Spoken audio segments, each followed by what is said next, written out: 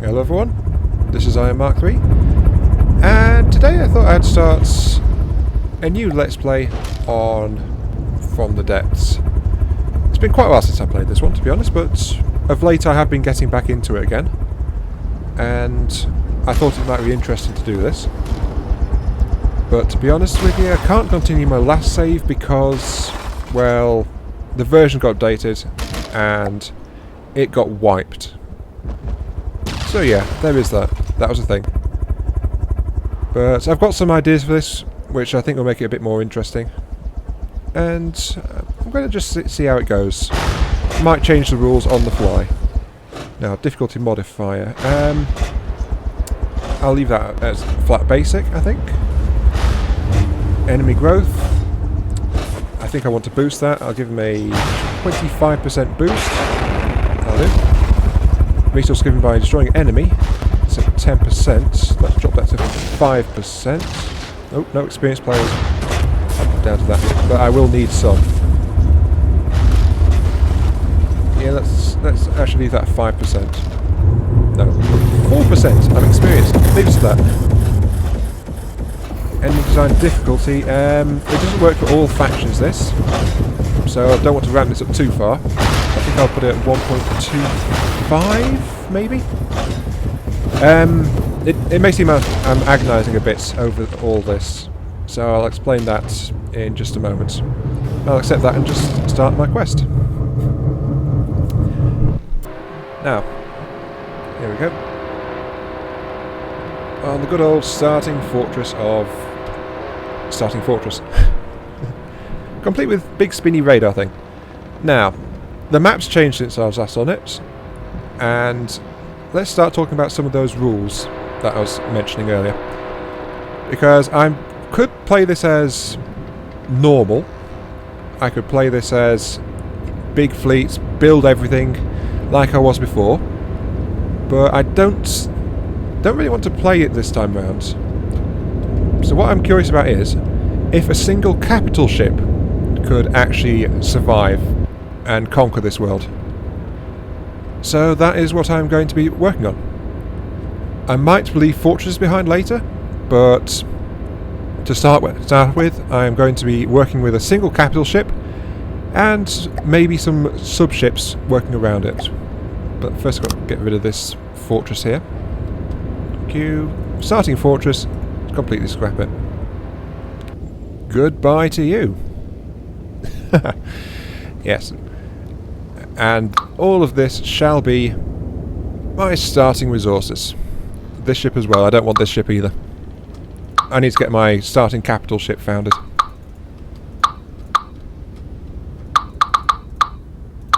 Yes, die. Anyway, moving on. It's going to be okay for me to die, of course, because, well, your player character is pretty squishy, and sooner or later I'm going to do something stupid. I'm too much of a realist to actually ignore that. So what's going to happen is I can die, but my main capital ship is going to have a heartstone on it. And I'm going to say that as long as that heartstone survives, so will I. But as soon as that heartstone dies, I will die. So that means I've got to protect that capital ship, and it's got to come through every single fight. And that's with increased enemy spawn rates, as you just saw, increased enemy designs to a certain extent. So I've got a bit of a job ahead of me. I want to build a wooden block. Now, on to the matter of me building things. Because that is something that happened a lot in the last series. I would spend entire episodes building things, and then, well, let's be fair, it wasn't really that interesting for you guys to watch often. I'd spend an episode or two building something, or I'd just go off into the designer and build it off camera after a while, because I was doing that, because I didn't want you guys to watch me building things all the way through.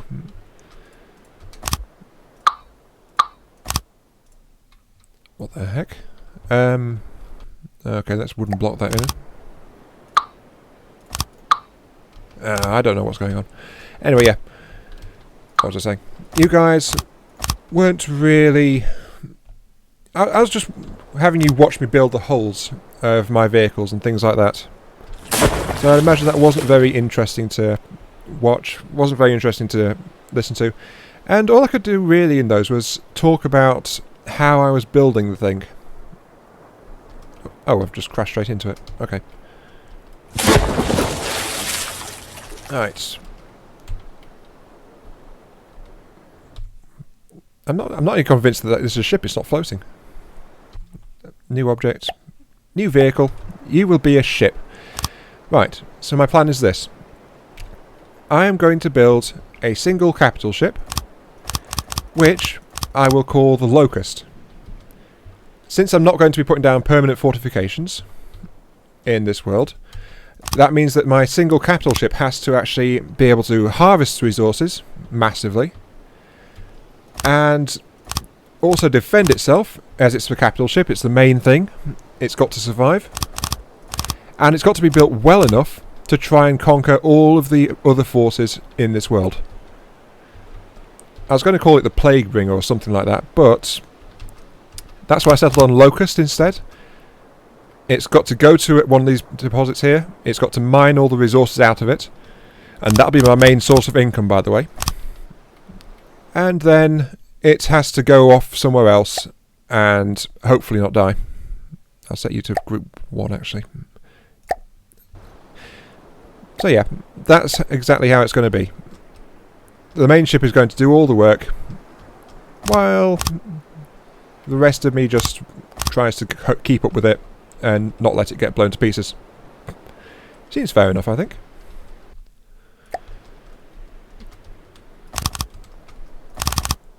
Yeah, sorry, this is going to be a bit of a building focused one, even though I said that that's not going to be that's going to be more toned down compared to previously. I think 10 will be... Yeah, let's put 10 there. So, I'm going to be... Well, this episode I'm going to be laying out the skeleton of my main ship. I've got to get it functional first. And that is something I've got to work on straight away, really, because I need resources. If I don't have resources, I can't really build it now, can I? So what I'm working on here is I'm going to put together a resource extraction set, which are going to tap into the main resources of the place and generally absorb everything.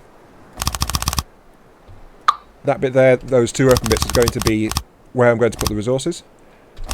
Let's fill that in. Okay. And this space here is actually going to be where the engines are. Another thing is, I'm not going to be building as concentrated designs as I was before. Instead, I'm going to be building them more open, so you can actually get around inside them if you need to. So with that in mind, I need to leave 1, 2, gap there. Then this bit here will be the engine forward. I need to put my new engine together now. Engines! I'm not going to try to mess around with electrics, I still don't understand that too well. So just core block here. Let's start off with a simple three length crankshaft. I almost said cramp shaft. Not sure why. But this is going to be my starting engine. It's a nice simple power plant, which is pretty effective. Quite efficient. And it's what I tend to build up whenever I'm just not doing anything. Engines. I need to get my cylinders back. Just place it there and there. Carburettors. Whack it down, jobs are good. I'll probably skip part of this. Actually, no, what I'm going to skip is I'm going to skip later engine designs because my engine design building follows this same routine. But I might as well leave it in this first time for you guys. So I've got the cylinders in. I've got all of these carburettors in around them on all available slots. Whoopee. My next step is the superchargers, which I build into these two rows on the side here. And that's how I like them, just along the side row there. And then the rest of the slots I fill in with fuel, like this. And this is to give it a really good ratio. From what I understand, the ratio for a decent engine is actually something like 1 connection for a supercharger for every I think it's 4 connections for fuel tanks, or 5 connections, or something like that. But this produces... yeah, this produces over 1,500 power at full stretch. And it's got 5.42 to the minus 12 in terms of its fuel efficiency. So it's pretty darn good for such a compact design. Now, I need to quit yammering and get my resources going. Oil drill, please. The oil drills are a bit of a pain, but I'll have to live with them for this because they don't start mining immediately. And yeah, that's already used 1,000 of my engine power. I think I'm going to need to enlarge that. Right, and I need some resource gatherers as well. These aren't quite as energy intensive. Oh, I can't afford any more than that. Why can't I afford... Oh, I've run out of oil. Darn it. Yes, I use too much oil building my engine. Oh well. Let's just knock off a couple of those tanks for now. That'll let me build a couple more.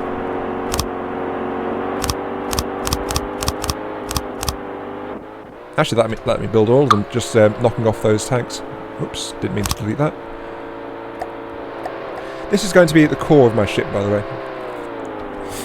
Now then, as I mentioned earlier, Heartstone. I need to have a Heartstone built into this design. So I'm going to build this 8-block section here. 1, 2, 3. Might as well make it a standard sized room for the shape of the design so far. I'm just going to pull that one out there and then fill it. There we go, that's the entire space. Yeah, that looks like a quite decent space to have the vital nerve centre of my vessel in. I'm just going to do some filling, in like that. Don't know what that was about.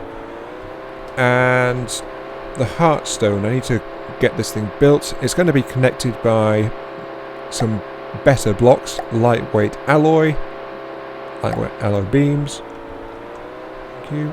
Don't worry, I'm going to take care of the water that's slopping around in here in a minute. Can't have that going on after all. Now let's put one beam on either side of it. And now, miscellaneous. Let's bring our ship to life. The Heartstone will be positioned here. Well, it would be if I could actually do it.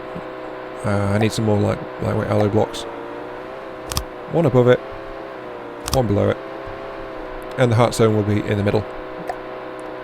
I'll build more elaborate places, but this is just getting the thing working in first, after all. Right. I'll skip here, and I'll just be elongating the engine. This is not enough for what I need, quite obviously, though I am actually getting resources at a fair rate now. So yeah, I'll see you in a few minutes. And welcome back to a glorious sunrise. I've just been working through the night in game. I've expanded my 3-length engine into a 9-length engine, which has boosted me from 1,500 power to 5,900. Pretty nice. And as you can see, it's also boosted engine's efficiency quite a bit as well, by about minus 15 to minus 23. Yeah, it's about a third, I think. Yeah, somewhere between a third and a half in terms of efficiency. So that's good. I've actually got oil connections now, so I'm getting oil. I'm getting all these resources, so I can continue to build here. And as you can see, I've also added some key features to this design. I've added some water pumps to it, which will start helping it to float a bit. I've added something pretty vital here, a respawn point.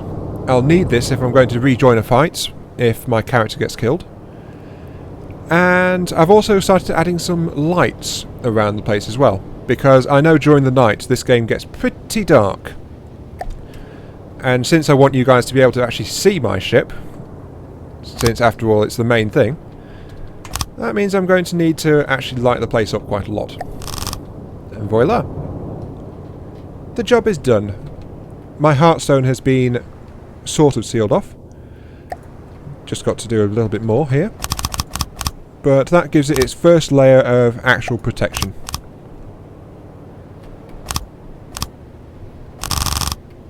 Yeah, there we go. Too thick, except for on top, which is one thick. I need to do something about that. Let's add a layer of metal, actually, on top of here. Some metal beams. Yeah, metal beams sound nice. A big metal plate should help protect it from any unwanted shells dropping in. Plus some metal blocks on top. And there we go. A nice fortified room. It just needs a door now. There we go. That's good. This is actually starting to look a bit like a ship now. But there is a slight problem. And that is that, well, the enemy's not going to sit around forever. I have to actually get this thing ready for fighting. So it's actually time to start work on the weapon system. And I might as well just go to this raft now. I need to do that. Let's fill that in. And yeah, you can see what I'm doing here. It's just giving it some much needed protection and buoyancy, because the ship is going to be quite heavy. I just need to turn that around, and then I'll fill in again underneath, like so. Oh, the fill function has stopped. That's odd. I want you to fill. Am I running out of resources? No, I am not. How strange. Oh, yeah, it likes that. Okay, that time it did it right. Except for these bits around here. For some reason. Anyway, yeah, that's filled it in with beams as much as I can. I'm using beams because it counts as less blocks, so it should help. And now I just need to finish the filling in down here. And voila, our first sealed area under the ship. Now I just need some water pumps. Like that. Oh, I can hear the purring of the engine. That feels good. And yeah, that gives it some needed... Whoa, wow, look at that tip there. Okay, this thing needs a bit of weight on the front. God damn it. Apologies for the slight cuts there, but that was the phone going off. It's been driving me a bit crackers lately. So, you know. Now, since this ship is going to be walkabout able, I might as well build in a walkway here. Like so. And that'll be the pathway around the outside of this engine room. You know, I'm feeling generous, and I need a bit of bulk, so I'm going to make it a 3-wide path. There we go. Yeah, that looks fine there. Crystal growth arm, some crystal growth trays. How high is this going to be? That's going to be up to the ceiling in this area, so that's going to be around there. That looks good. Alright. I'm going to, again, perform a little skip here, because I'm going to be roofing over this section to form more of the ship, and I'll probably add a bit to the size of it as well to make it a bit more stable. So yeah, I'll see you again in a couple of minutes when I'll be doing something else. See ya. Okay, and welcome back. As I said, I've just roofed over and I've roofed around, and I've also been putting down some more lights to actually start showing things off a bit better. And I think this is actually working out quite nicely so far. We've got a solid, if uninspired, I must say, looking ship. It needs a bit more buoyancy at the front, but yeah, it's looking pretty solid, isn't it? But for now, as I mentioned earlier, it's going to need some weapon systems, because the enemy isn't going to stick around just twiddling their thumbs forever. So I really need to actually get started on some way for the ship to defend itself. Now, we need a turret, first off, to get this thing to have some kind of defensive ability. So let's see, a new object, a new 360 turret, precision turret. I could go for a cannon with this kind of thing, but really I'm trying to work more on missiles at the moment. I've been working on missile systems quite a bit. This ship will have cannons on it because how it's going to play, it's going to be upgrading as we go through the campaign. But to start things out, I want a nice missile turret. So I'm going to put that on there. What size missile? It's going to be a single missile system. I'm going to need my 6-way collectors here. It's a precision turret, so it doesn't need that. What I'm thinking of doing for this top centralised turret here is going to be a kind of... well... it's going to be a 6-long missile launcher. Help if I mirrored it, wouldn't it? Yeah. It's going to be a 6-long missile launcher. And it's going to use ejectors, so it needs to be spaced out a bit. And I think it's going to be a 5-tube system as well. Yeah, let's pop one there. Okay, that's 1 tube. One there, one there. One there, so that's another tube there. And then extend this one up here to give the final tube there in a nice kind of circular formation. Launch pads up next. One there, and then one there. It's looking pretty good so far. Now, this is going to be high speed, high agility interceptor missile kind of system, so it's going to have some range to it, but most of the missiles are going to be dedicated to its guidance and power rather than sheer payload. So it's going to need that. Let's put the ejector systems onto it next. This is why I staggered these two back a little bit, because I'm going to actually use a lot of ejectors to get the missiles up to speed. And I've worked out that if you want the tubes next to each other like this, if you move them back one, it gives you space to actually put the missile ejectors like this in front of each other. So you can actually have fully ejector fitted systems like this, and they will work, but they aren't getting in each other's way while still being compact and close together, which is pretty nice, I think. 3, 4, 5, 6. Yep, 6. 1, 2, 3, 4, 5, 6. Again, 6. Okay. And lastly, 1, 2, 3, 4, 5, 6. Right, so that's going to be our missile payload system there. 6 missiles each. And of course, no missile system's complete without a missile controller. Positioned at the back. I'm going to need a wooden block here. No, down there. Thank you. Just put the missile controller into it. And of course, I'm going to fit it with... well, I can turn off mirror for this now. I'm going to fit it with a identify friend or foe system, because there will be allies moving around at some point. And I'm going to put in staggered fire, set to 0.5. So this is going to be a long-range ship killer type system, which I think is pretty good. Modify the behaviour. I wanted to fire in all directions, so that's the accuracy of that. That should be pretty nice. Yeah, pretty nice. However, I do not want it turning all the way around, so advanced controls. So let's see, it would be, I think it's the azimuth? Yeah, azimuth. Maximum azimuth and minimum azimuth of 90 degrees in each direction.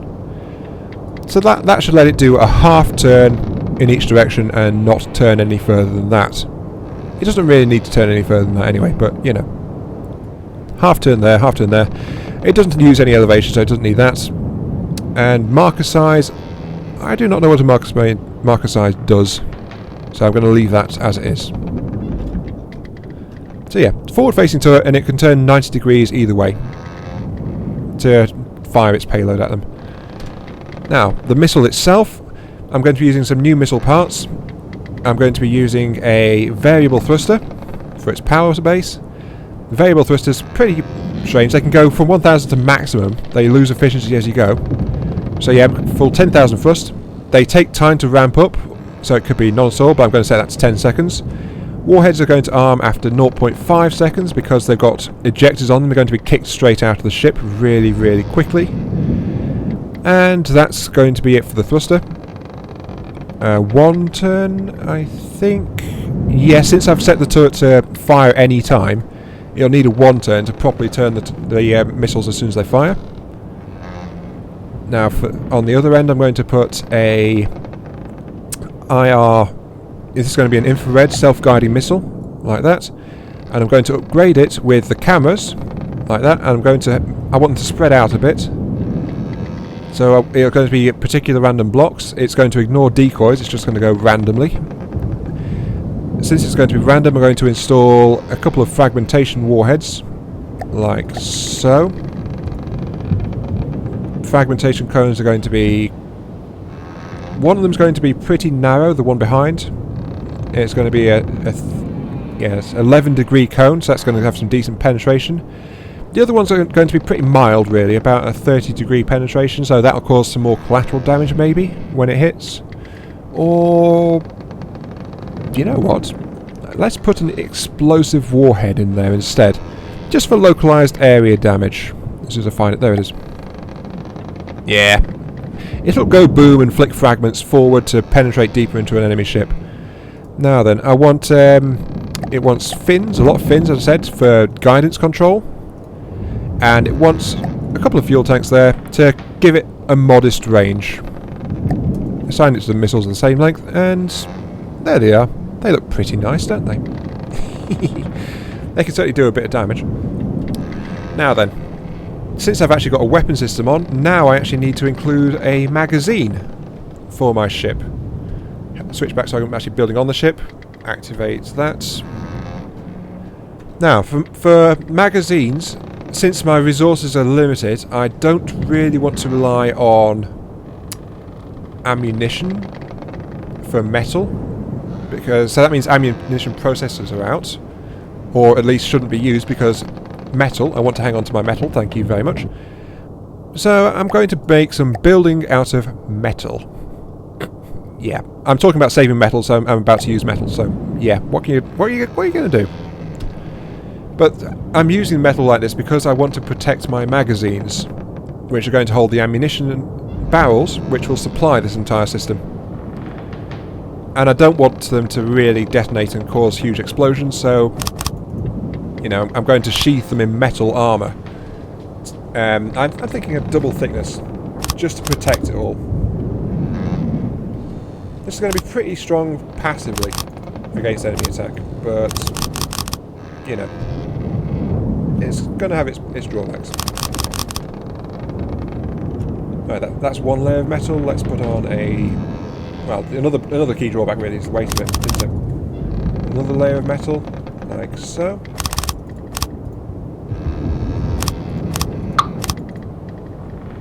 Oh, darn it. Okay, this isn't going to work. A single layer of metal it is then, since you're being stubborn. Ugh.